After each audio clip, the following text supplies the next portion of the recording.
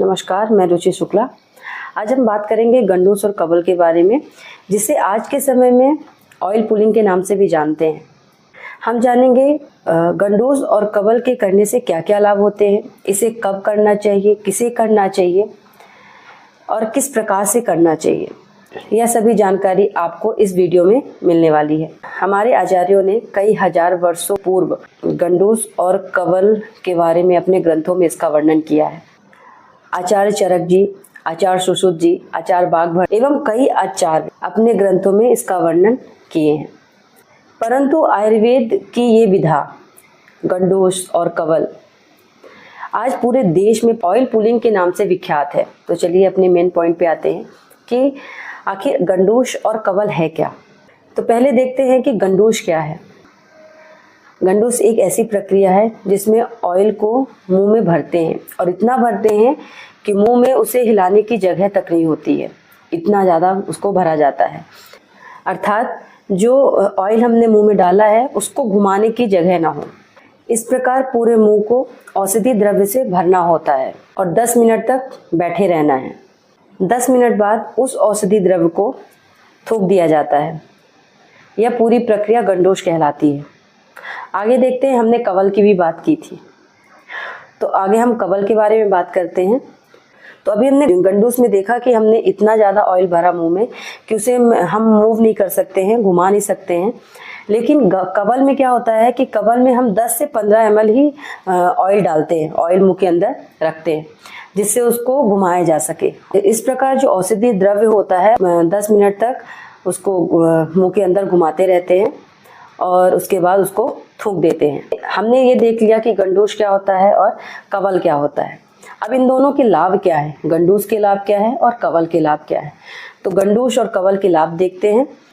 इससे क्या होता है कि दांत मजबूत होते हैं, मसूड़े मजबूत होते हैं, दांत मजबूत होते हैं, मसूड़े मजबूत होते हैं और बलवान हो जाते हैं। किसी किसी को मुख का बार बार सूखना है ना, तो इसमें भी गंडूस और कवल बहुत फायदेमंद होता है, लाभकर होता है। और दांत अगर मजबूत होते हैं, बलवान हो जाते हैं, तो अत्यंत कठोर पदार्थ खाने में भी हम सक्षम होते हैं। और गंडूस और कवल का प्रयोग जो है दांतों में होने वाली सड़न और बैक्टीरिया से दांतों की रक्षा करता है। गंडूस और कवल जो है ये ओरल हाइजीन को भी मेंटेन करता है, इम्प्रूव करता है। अब प्रश्न आता है कि कवल और गंडूस किसे करना चाहिए। 5 वर्ष से ऊपर के व्यक्ति को गंडूस और कवल करना चाहिए। हमारा आयुर्वेद कहता है स्वस्थस्य स्वास्थ्य रक्षणम आतुरस विकार प्रशमनम च, अर्थात जो व्यक्ति स्वस्थ है उसके स्वास्थ्य की रक्षा करना। आतुर अर्थात जो व्यक्ति रोगी है उसके रोगों से रक्षा करना। आयुर्वेदिक चिकित्सक की सलाह से रोगानुसार औषधि द्रव्यों से गंडूस और कवल की प्रक्रिया को कर सकते हैं। अब प्रश्न आता है कि गंडूस और कवल का प्रयोग कब करना चाहिए। तो बहुत लोगों की धारणा होती है कि गंडूस बासी मुंह करना चाहिए, यानी सबसे पहले सुबह उठकर गंडूस को ही धारण करना चाहिए, गंडूस या कवल करना चाहिए। ऐसी धारणा गलत है। गंडूस और कवल का प्रयोग शौच आदि से निवृत्त होकर दंत एवं मुख का प्रक्षालन करके ब्रश कर लिया, मुंह धुल लिया, उसके बाद जब मुख अच्छे से साफ हो जाए उसके बाद करना चाहिए। आचार्य बागभट्ट जी ने कवल और गंडूस के बारे में अष्टांग हृदय में विस्तार से बताया है और इसे दंत प्रक्षालन और मुख प्रक्षालन के बाद ही करने का विधान बताया है। प्रश्न आता है कि किस प्रकार की औषधि द्रव्य का गंडूस या कवल धारण करना चाहिए। हमारे आचार्य बागभट्ट जी ने 4 प्रकार के गंडूस का वर्णन किया है। अलग अलग रोगों में अलग अलग औषधि द्रव्य के द्वारा गंडूस धारण करने का विधान बताया है। तिल तेल धारण करना चाहिए, तिल तेल का गंडूस कर लेना चाहिए। नारियल तेल का गंडूस कर लेना चाहिए। शहद का धारण करना चाहिए, शहद से भी गंडूस करना चाहिए। जल का धारण, नॉर्मल जल से भी गंडूस कर सकते हैं।